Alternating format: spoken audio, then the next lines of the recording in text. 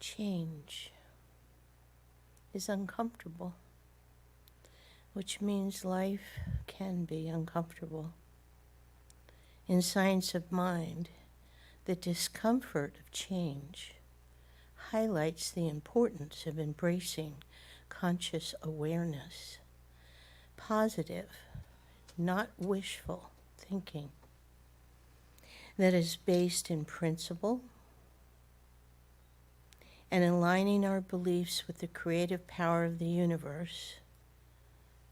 By embracing change with openness and releasing resistance, we can experience personal growth and create a more fulfilling life. As we go into meditation, I invite you to affirm. I expand beyond my comfort zone and trust the goodness of the universe to support me.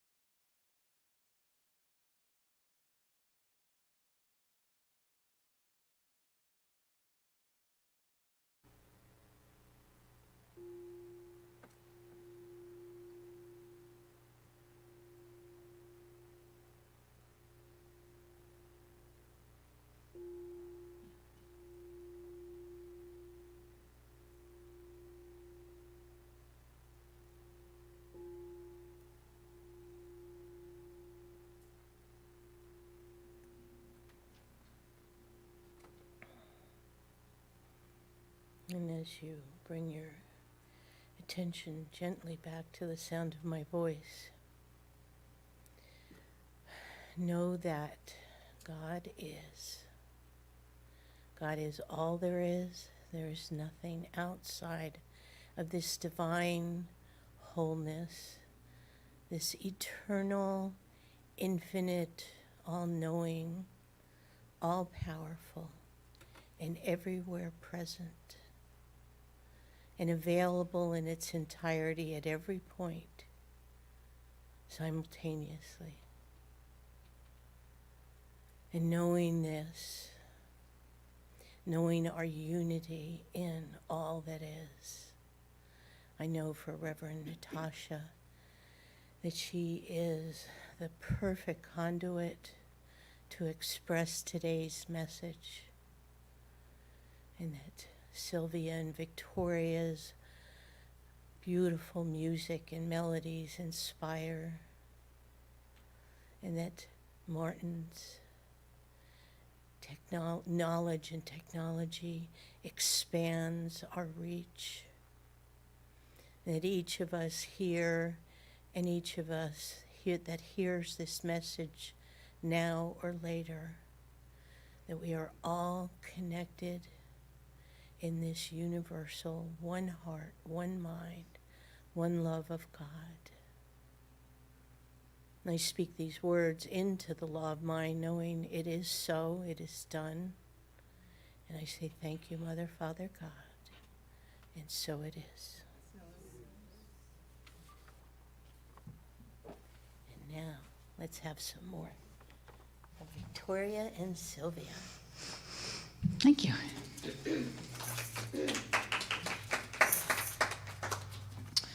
So I just want you to know that Reverend Natasha's talk might be about embracing discomfort, but we don't have to struggle while we embrace that discomfort. Would you like to put on our track? Discomfort or dat comfort? I'm the comic relief here today.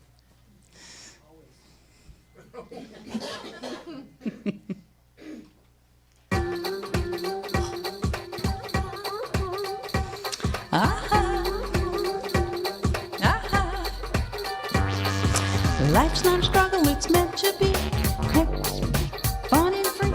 Life's not a struggle, it's meant to be peaceful, fun, and free. Life's not a struggle, it's meant to be peaceful, easy, fun, and free. Life's not a struggle, it's meant to be Peaceful, fun, and fancy free. Woo.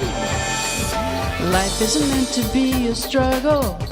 Let it be easy, like a kid chasing bubbles. I am free this day. More possibilities than we can juggle. Life isn't meant to be a struggle. Let it be easy. Let it be easy. Let it be easy. Let it be easy.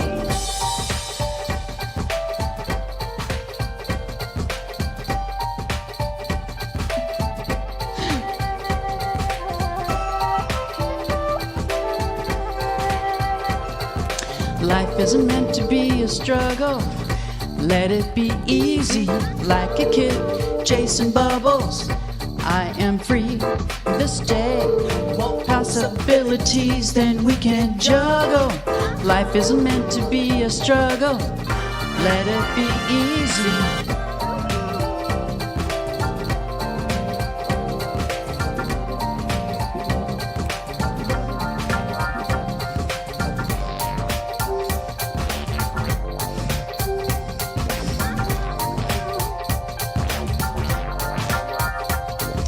Life's not a struggle, it's meant to be peaceful, easy, fun, and free. Life is a struggle, it's meant to be peaceful, easy, fun, and free. Life's not a struggle, it's meant to be peaceful, easy, fun, and free. Life's not a struggle. Life's not a struggle. Life isn't meant to be a struggle.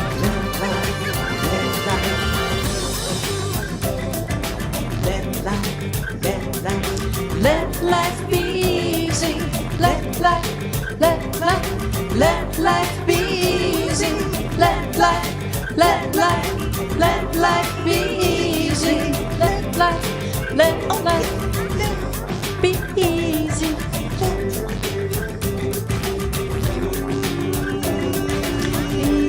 Easy. Let life be easy. Yes, Let life be easy. that's right. Let life, Doesn't have to be a struggle. life. Life's not a struggle, it's meant to be peaceful, easy, fun and free. Life's not a struggle, it's meant to be peaceful, easy, fun and free. Who's coming at you there?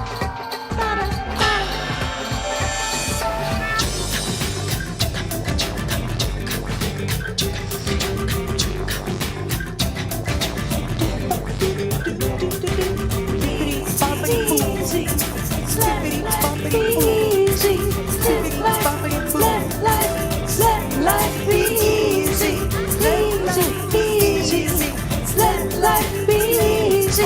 let life be easy, let life be easy, It's winding down. Let life be easy.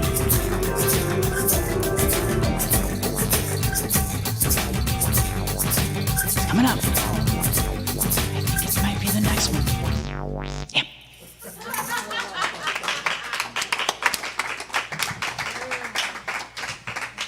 All right, thank you, Sylvia and Victoria. As I say in some, hey! As, as they say in, check. As they say in some circles, that was sick. Okay. Well, welcome again, everyone. All of you gathered here, all of you on Zoom and online or joining us later, wherever you are, God is there with you. That's what we know, right? The divine is always with us. So today, this month, actually, let's see, can we advance here? All right. This month, our topic has been divine discomfort. And you've heard Reverend Suzette and Reverend Jerry talking about different dimensions of discomfort and why it might be beneficial to think of discomfort as something that is useful rather than the way that we usually think about discomfort as something to be avoided at all costs. So we're going to talk a little bit today about the idea of discomfort as I'm trying to think of the best way to say this, maybe as a reminder, as a cue, as a signal, and we'll get into that a little bit more. But life, as we know, is full of discomfort, and it starts the second we arrive, doesn't it? Now, most of us don't remember our entry into the world, right? But we kind of imagine it might be a little bit like what this chick is going through, right? There was struggle. There was some difficulty. There was some physical discomfort.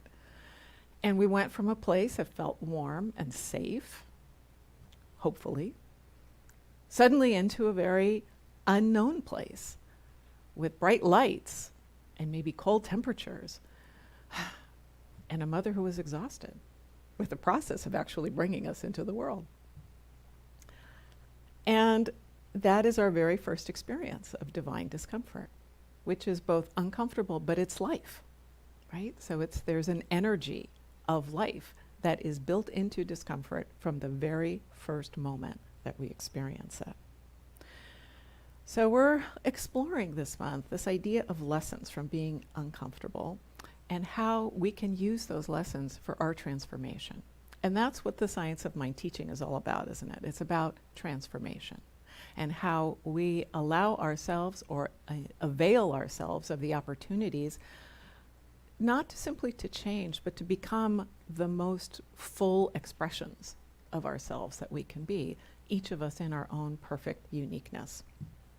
So we open ourselves to this idea of the push and pull of life, right? The push of discomfort and the pull of a greater vision that draws us to something that allows us to really experience more life than we thought was possible for us and for others. We have love work to do, right? That is our journey. And there's a wonderful poem by the 14th century Persian poet Hafiz, or it's attributed to him in any case. It says, "Love sometimes gets tired of speaking sweetly and wants to rip to shreds all your erroneous notions of truth. The beloved sometimes wants to do us a great favor, hold us upside down and shake all the nonsense out." Now, I don't know about you. Has anybody else ever felt that God was shaking them upside down? I sure have. So I really loved it when I encountered that, because, like, okay, that's what's happening. Now I get it. What comes next? So we recognize that discomfort is an inherent part of our human experience, but also, just maybe, that it's also intentional, in the sense that there is something to be gained, something to be learned, something to be discovered. And we might think about discomfort from the standpoint of knocking, right? Not something bad happening to us, but our awareness of discomfort is like wisdom knocking on the inside, telling us that there is something that we need to do, something that we need to learn, something that we need to become aware of, something that we need to understand in order to be able to move forward. From a spiritual standpoint, discomfort is a cue that there is work to do. Oh God, you say, not work, right? Does spirituality always have to be work? Well, it doesn't have to be uncomfortable work, but in our teaching, yeah, there's always work involved, right? That's just the nature of our human journey, is that there is always work. But work can be fun, right? Doesn't always have to be something onerous. So this idea of discomfort is to think about it as a signal, as a knocking, as an opportunity to examine our thoughts and beliefs and to consider how changing them might help us bring something greater into our lives. And this process of response to discomfort, when it works well for us, is what we call resilience, right? Something happens. We feel discomfort. And we learn and explore different ways, different tools, different kinds of thinking that help us respond in a way that is beneficial, that helps us to grow, helps us to adapt, helps us to cope. And from a sort of human psychological standpoint, these are skills that involve problem solving and emotional regulation, seeking social support, and finding meaning, right? These are all elements of that. So in our teaching, one of our fundamental principles is this. We believe that the ultimate goal of life is a complete emancipation from all discord of every nature, and that this goal is sure to be attained by all. What does that mean? It means that we believe that in an ultimate sense, we can live in a world without discomfort, right? Discomfort or suffering is not required for us in the same way that some spiritual traditions see it as inevitable and necessary, right? So in the Christian teaching, for example, discomfort and suffering are a result of the kind of inheritance of original sin, and they're also a pathway to salvation, right? Or in Hinduism, working out of karma, of past actions. Or in Buddhism, just an inevitable part of life. And we recognize that discomfort happens, but we don't, in our teaching, we don't require it to be the end-all sort of experience of the human condition, right? We recognize that it is the result, what we teach is that discomfort or suffering is the result of our thought, a result of thought that we have developed on our own or acquired kind of collectively from human collective consciousness, but it isn't required for us to suffer. God does not require our suffering. The divine does not require our suffering. It just happens to be how we learn. It's how we are built to learn to respond to things that are uncomfortable by stretching, by growing. As Jody said in her lovely prayer, to move into something else, right? So we may not always have a choice in the experience of a given condition, but we always have a choice in our response to that condition, to what we believe about what that is. So Viktor Frankl was a psychiatrist who is well known for a book he wrote called Man's Search for Meaning, and he was a Holocaust survivor. He lost his family and many others. He was interred in Auschwitz, and he survived, right? I mean, this is beyond discomfort and suffering. He survived a horrifying experience. But he defined that space of response as the place that gave him power to be able to survive that, right? That he wasn't simply a victim to his circumstances. He wasn't a victim to what people were doing to him. That he had power that no one could take away from him. And that power lay in how he responded within himself to these. So instead of, I'm doomed, or instead of, this is just what I deserve because of who I am or what I am, he chose to claim his power and to hold on to his sense of himself in the midst of all of this. And most of us will never have to experience something to this degree. But we all still have that same power in that place of choice. So if we believe we are helpless, we likely are, right, in the face of something difficult. If we believe within ourselves that there is an opportunity for something greater, then there probably also will be that. Because that is what we believe, that what we believe moves into our experience. It doesn't mean that what we believe happens perfectly exactly as we imagine it. That might be really cool sometimes. And even sometimes it does happen. But mostly something greater happens. And it might be something that we hadn't even yet had the opportunity to imagine. That's what's really wonderful sometimes. But one of the ways that we do this is by focusing on the good. And another dimension of our teaching is that we understand the divine to be good. The divine is love. The divine is harmony, is peace, is power, is joy, is everything that we understand as good. There is no duality. The appearance of what we call evil is the absence of the expression of that good in the moment. But it is not a power in and of itself, right? So as we focus on that divine, as we focus on all of the good that we know and can experience, that helps us to reframe the adversity that we're experiencing, to find silver linings, to extract lessons from our experience, to deepen our ability to challenge those negative thoughts when difficult things happen in our lives, and to view our setbacks as opportunities for growth. So Marianne Williamson has an interesting observation. She says, how often it seems easier to resist the call of a greater becoming, remaining within the dark cocoon of a self that has settled for good enough. But I choose not to remain at good today, but rather to answer the call to greatness. Have you ever felt like kind of bundling yourself up in your blankets and just kind of hiding out for a little while?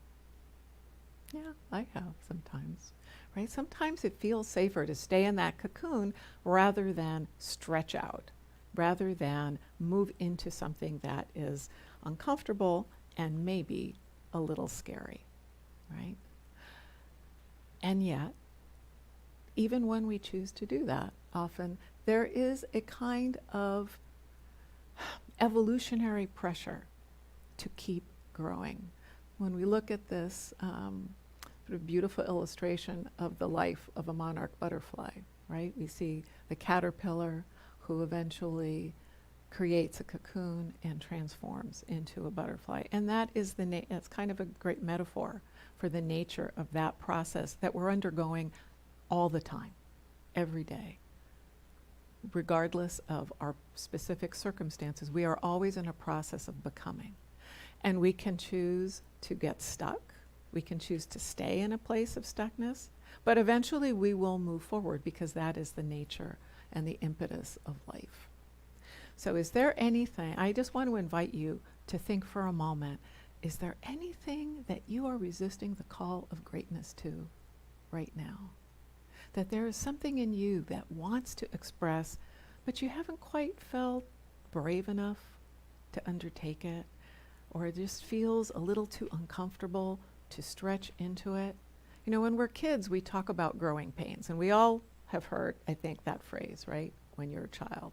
And that refers to just the physical discomfort sometimes that takes place as our bodies are growing and our bones are growing. But growing pains are something that we're really experiencing throughout our lives, right? They may not be physical, but they're in our spirit. They're in our minds. And rather than be mad about them, we can think about how exciting the next chapter might be if we allowed ourselves to move forward into that. I will share a moment that I've reflected on in my own journey to ministry. A number of years ago, when I first met a chaplain who I found really inspirational and thought, oh, this is really interesting. Maybe this is some kind of work that I could do. And I encountered this chaplain in a hospice situation with my father when he was at his end of life.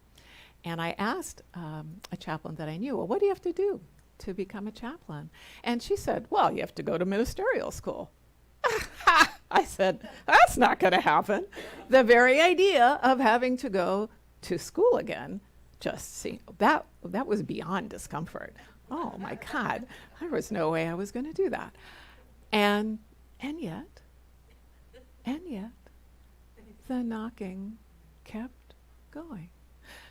And I will admit that knocking went on for 8 years until my husband one day said to me, you're still talking about that. Maybe you should just do it.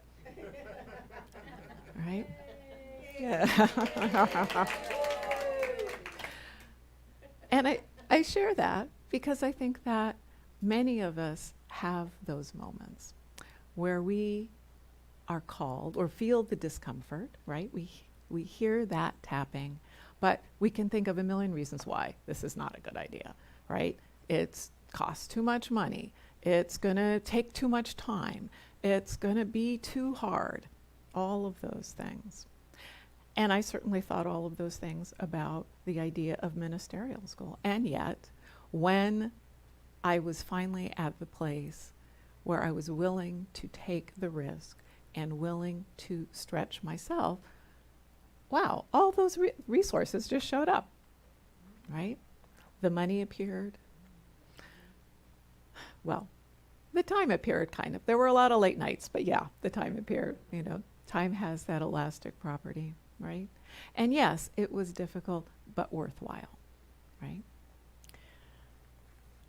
So as we think about this, I want again to remind you that in science of mind, we recognize that discomfort as a message, that we are at effect of our beliefs or the beliefs of others, and we have an opportunity to change the way we're thinking about it, right? In that space of choice that we talked about, right? I had the belief that it was going to be too hard. I had to address that belief for myself. All of it, and I think the thing that I really want to offer you as a takeaway from that, it's not that we can eliminate all discomfort or that even we should want to, right? That we simply recognize that discomfort has a purpose, and that once we have gleaned or discerned the lesson for us in that discomfort, we can move forward, right? And there's no, there in our teaching, there are no limits, right, to what conditions can be changed through our thinking. But that doesn't always mean it works out exactly, right, as we are hoping that it might. And we'll talk a little bit more about that as we go. All right, well, I was going to share a different story with you, and maybe we'll do that another time. It was about my own beginnings in science of mind. But what I want to mention with that respect is that another dimension of our teaching really does have to do with this idea of work. So I want to encourage you, wherever you are in your journey, to think about the benefits of study. Religious science as a movement was built around the idea of education, right? Of classes where we explore the principles of science of mind and how to use those principles and deepen our understanding. And we do that in community, right? Of course, anyone can do this on their own. But there is something about doing it in community that is very powerful.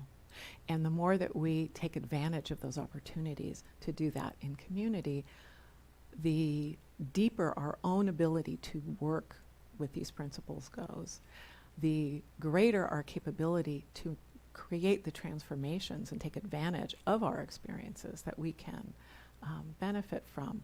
So whenever, whether here or at another spiritual center, I just really want to encourage you to take advantage of opportunities for this study, whether it's a book study, whether it's a class, whether it's some other kind of event where you can be exploring these principles in community and learning together.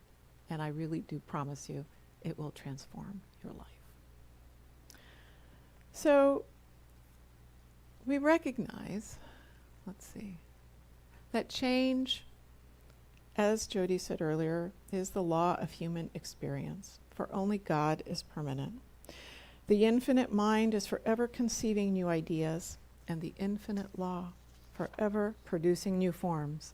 The instant I think a new thought, a new form begins to appear. Right? So that's what we've been talking about. As we change our thoughts, new things happen, and we become more aware of those things. Sometimes our discomfort comes from a lack of alignment between our thoughts and our actions. Has anybody ever experienced that? Yeah, well, a few of us, huh? For example, we want to be healthy, but we don't exercise or eat right, right? Or we want to save money, but oh gosh, we got tempted by that great sale over at TJ Maxx or at the farmer's market, wherever, right? And so part of this journey with discomfort, this dance with discomfort, perhaps one might say, is about cultivating a greater sense both of self-awareness and intention, and to think about how we bring ourselves into alignment with what we believe, or is part of the dissonance that that our actions really reflect what we believe, and maybe we need to change our thoughts, or alternately, right, that yes, we have concluded certain beliefs, but we're just not thinking about it, and we're allowing old habits to be part of our actions. I have found it really helpful sometimes to have a reflective practice where just for a few minutes at the end of the day, I think about, okay, was what happened in alignment with what I believe? And if not, what else might I have done? What else might I have said? What else might I have shared? What other action might I have taken in order to be in alignment? And I have found in doing that, that it's really helped me to clarify my intentions. Doesn't have to be a long journal practice where you spend an hour reviewing everything, right? It can just be 5 or 10 minutes just to think about that. So I want to really invite you to consider that.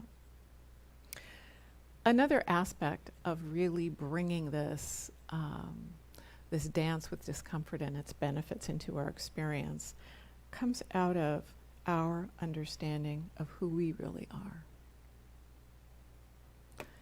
Ernest Holmes tells us we should daily feel a deeper union with life, a greater sense of that indwelling God, the God of the seen and of the unseen within us.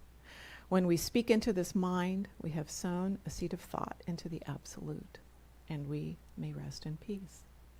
That understanding of ourselves, of the divine in ourselves, whether we identify it that way or whether we connect to it more unconsciously, perhaps, is really at the heart of our ability as human beings, I believe, to be able to overcome adversity.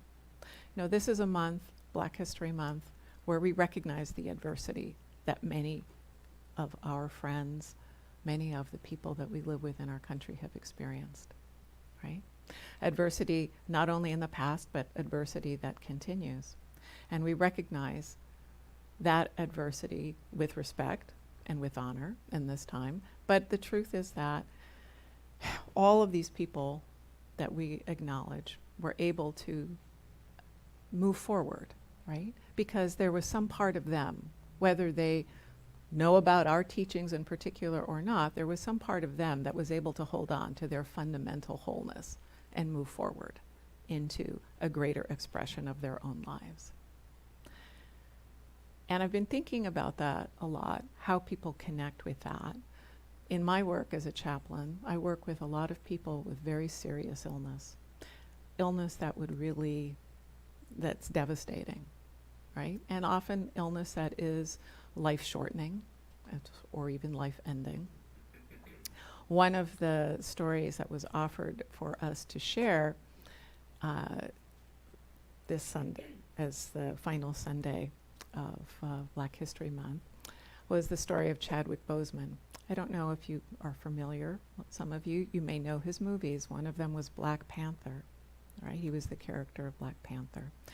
And during his, he died very sadly at the age of 43, and during the last part of his life, he was dealing with pancreatic cancer, which is a very serious cancer. And nobody, virtually nobody in the public certainly knew. His family knew, but other people didn't know. And he was nonetheless extremely active, not only making Black Panther, but several other films. And he was able, despite the challenges, obviously physically, mentally, spiritually, of having such a serious illness, to bring this amazing expression that became a blessing for people who see his work and his films. In the last couple of weeks, I've met two people who have talked to me about the blessings of their illness. And one person is a person who has an end-stage, life-shortening cancer, who has lived with this for about 3 years. And she was telling me how she had discovered in herself this desire to help other people that had come to her through her experience of her own suffering and discomfort. And that the way that she expressed that, this is a person who was experiencing in the moment some housing insecurity, some financial insecurity, some challenges with family. And so she told me how every day she tried to find somebody to smile at, to encourage, to be helpful to.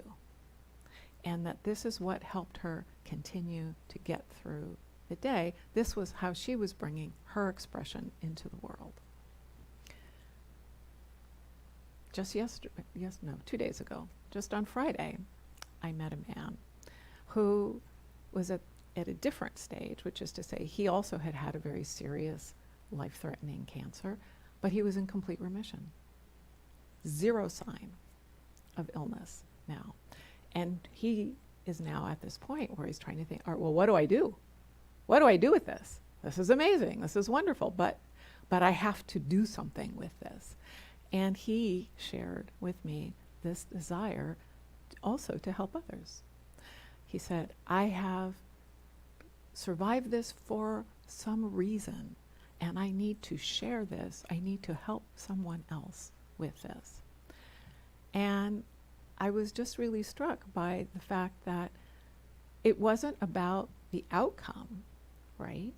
It was the experience of this discomfort and suffering that had led these two people from very different set of circumstances, completely different lives, who didn't know each other, yet to have the same desire, which was to more fully express that divine love in them.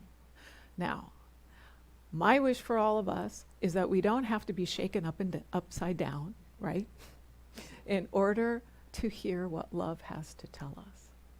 But I do believe that part of that discomfort of life that we experience has a dimension of that.